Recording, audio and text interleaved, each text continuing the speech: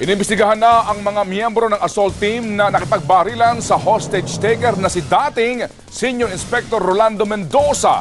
Umaga pa lamang noong Lunes ay nagsanay pa ang grupo sa gagawing paglusob, pero iba ang kinalabasan sa actual assault. Exclusive na Papatrol, Ron Gagalak.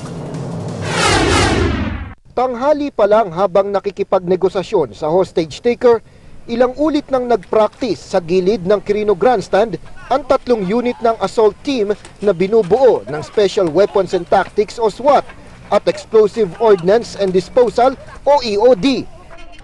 May pumunta sa likuran ng bus, sa tagiliran at sa may pintuan at harapan. Kunwari mabilis na nabasag ng kanilang maso ang mga salamin. Nakaporma agad ng firing position sa suspect ang mga shooter. Wala pang 2 minuto, tumba na ang hostage taker.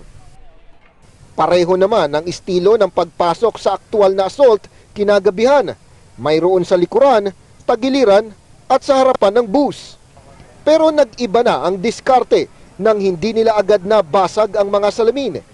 Bigla ring nagpaputok sa harapan ang hostage taker.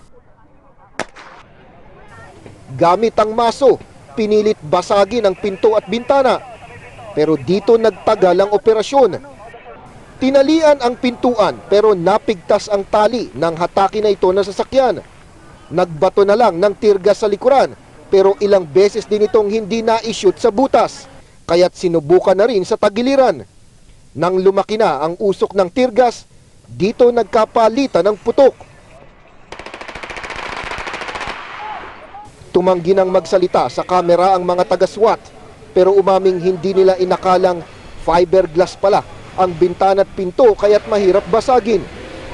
Hindi rin nila inaasahang makikipagbarilan si Senior Inspector Rolando Mendoza. Bagsak daw ang kanilang moral ngayon at idinadaing ang kakulangan sa gamit. Hindi lahat may bulletproof vest. Ang iba walang protective helmet. Tila hindi rin akma ang ginamit na pambasag sa mga salamin ng bus. Nagtapon ng tear gas sa loob pero wala naman silang mga gas mask. Kaya hindi rin makapasok agad ang mga pulis sa loob ng bus. Wala ring ilaw ang kanilang mga armas, kaya't hindi nila makita kung sino ang hostage at ang hostage taker. Meron tayong 4 na members ng SWAT. They were administratively relieved. Na-relieve sila for the purpose na para determinahin if there is negligence or liability on their part during the conduct of assault. Umani tuloy ng sangkatutak na bagong acronym ang SWAT sa mga social networking sites. Mula sa Special Weapons and Tactics, naging sana wag akong tamaan. Sorry wala akong training. Sugod, wait, atras tago. At sledgehammer walking assault team. Masakit ang mga katagang ito para sa mga miyembro ng SWAT. Tunay daw na iba na ang sitwasyon kapag ikaw na ang binabaril ng malapitan. Sa nangyaring trahedya, hiling nila hindi lang mas high-tech na kagamitan, kundi mas mataas na level ng kasanayan. Ron Gagalak, Patrol ng Pilipino.